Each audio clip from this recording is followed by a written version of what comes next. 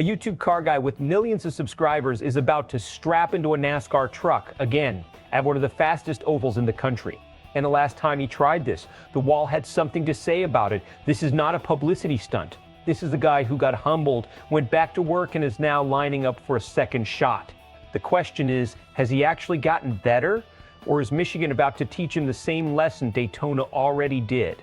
Cleetus McFarland is returning to the NASCAR Truck Series. He will pilot the number ado. Ford truck for Nice Motorsports at Michigan International Speedway in 2 weeks. This is his second Truck Series start of the 2026 season. His first came at Daytona in February, same team, same truck number, and it ended in the wall after the rear stepped out in turn 4. In the meantime, he has not been sitting idle. This weekend, he is in Nashville driving the number 33 car for Richard Childress Racing in the NASCAR O'Reilly Series, actively building seat time and learning racecraft at the professional level. To understand what Cleetus McFarland is doing, you have to understand where he came from. He built his name on burnouts, demolition derby cars, and a leased airport runway in Florida called Freedom Factory. He's not a traditional racing product. He did not come up through karting or the Skip Barber ladder. He came up through YouTube. That makes what he is doing right now genuinely unusual. Most content creators who dabble in motorsports do one race, get a trophy photo, and move on. Cleetus is not doing that. He's taking real entry-level rides, absorbing hard lessons, and coming back for more. The Daytona crash was a gut punch moment. Getting loose at Daytona at race speed in front of a national audience is not the debut anyone plans for. But instead of stepping away, he leaned in. He linked up with Richard Childress Racing, one of the most storied organizations in the sport, to develop his skills in a lower profile series before asking for another truck date. Nice Motorsports is giving him that date. They ran him at Daytona, watched him crash, and still believe he is worth developing.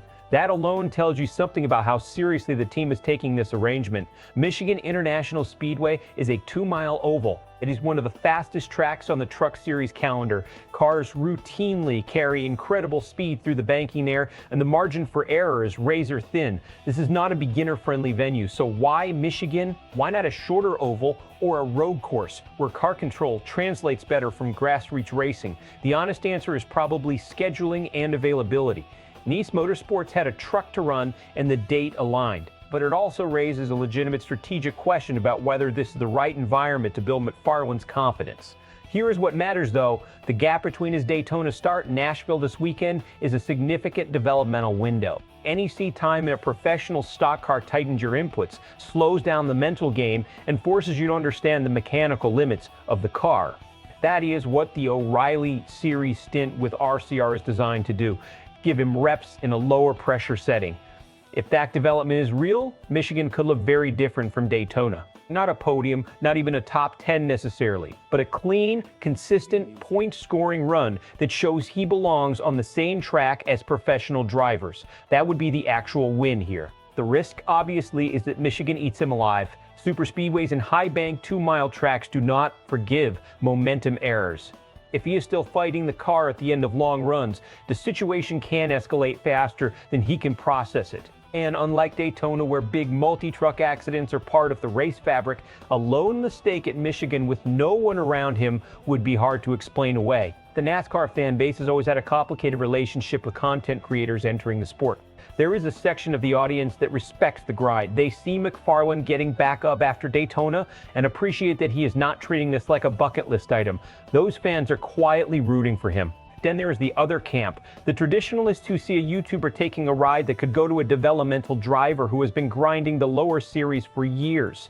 That frustration is real, and it is not going away anytime soon. Where most fair-minded analysts land is somewhere in the middle. Show us something at Michigan, and the conversation changes. Stay out of the way of the leaders, keep it off the wall, and post a result. That is the bar. It is not a low bar when Michigan is the venue, but it is a reasonable one. The RCR seat time pays off. McFarland runs clean all afternoon, finishes mid-pack, and earns genuine credibility with the NASCAR community. Nice Motorsports is encouraged enough to give him a third start later in the season, and his trajectory as a legitimate part-time driver becomes a real story worth watching. Michigan exposes the same gaps Daytona did. He struggles on the long green flag runs, falls multiple laps down, and ends the day with another forgettable result.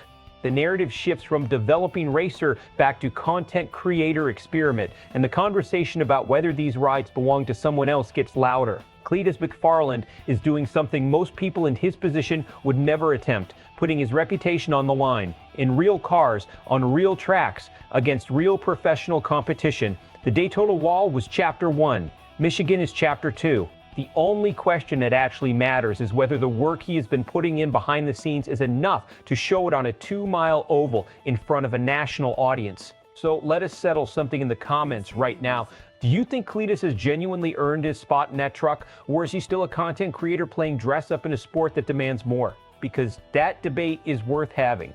Drop your take below, and if you want more NASCAR coverage that actually goes deeper than the headlines, you know what to do.